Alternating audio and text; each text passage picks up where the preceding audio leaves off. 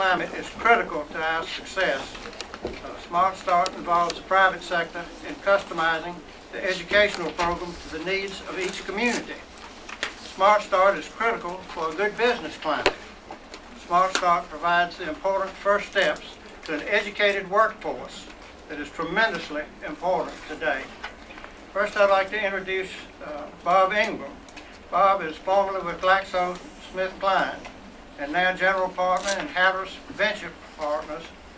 From Bob, we're expecting a global perspective. Bob is one of North Carolina's outstanding business leaders who was key in building the Research Triangle into the world's famous center for high technology and pharmaceuticals that it is today. Thank you.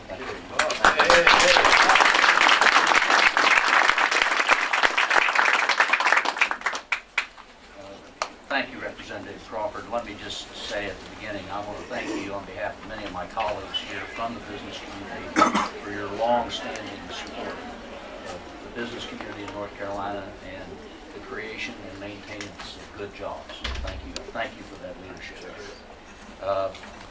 I have had the privilege, among many, to be involved with Smart Start at the beginning.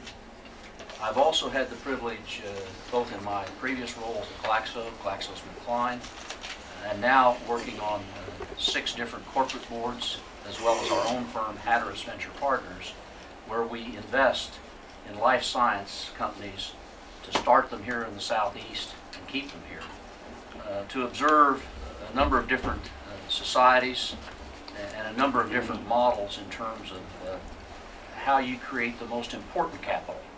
And ladies and gentlemen, the most important capital, with due respect, is not money, it's people. And as I travel the globe, and as I look at the countries with whom today my grandchildren, and by the way, I'm at the point in my life where I like my grandchildren better than my children. and they like me better than my children. I think it's because we share a common enemy.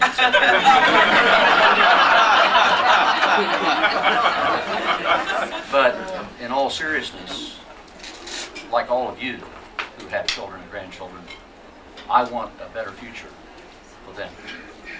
And the countries with whom they will compete for good jobs going forward, and you know who they are, many of them in Southeast Asia, they understand that it's better to invest for a good start than to repair a bad start.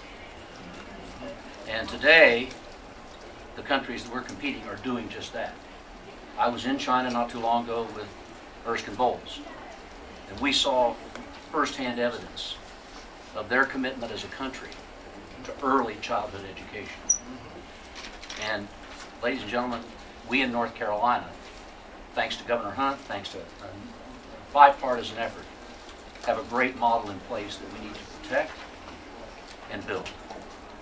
All of you know that today, not unlike every state in the Union, we have a number of households where the mothers work outside the home.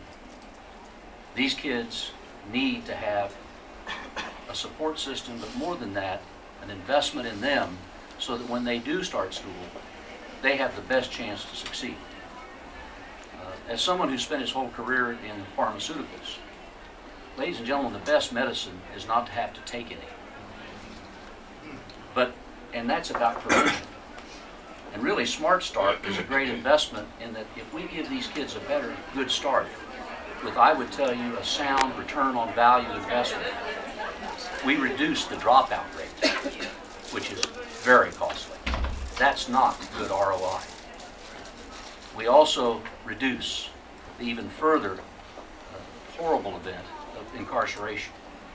But more importantly, broadly based, we give children in North Carolina, including my grandchildren who live here, the ability to compete on their own, but with the best start in life. And as you all know, if you come to that starting line well prepared, your chances to win that race go up.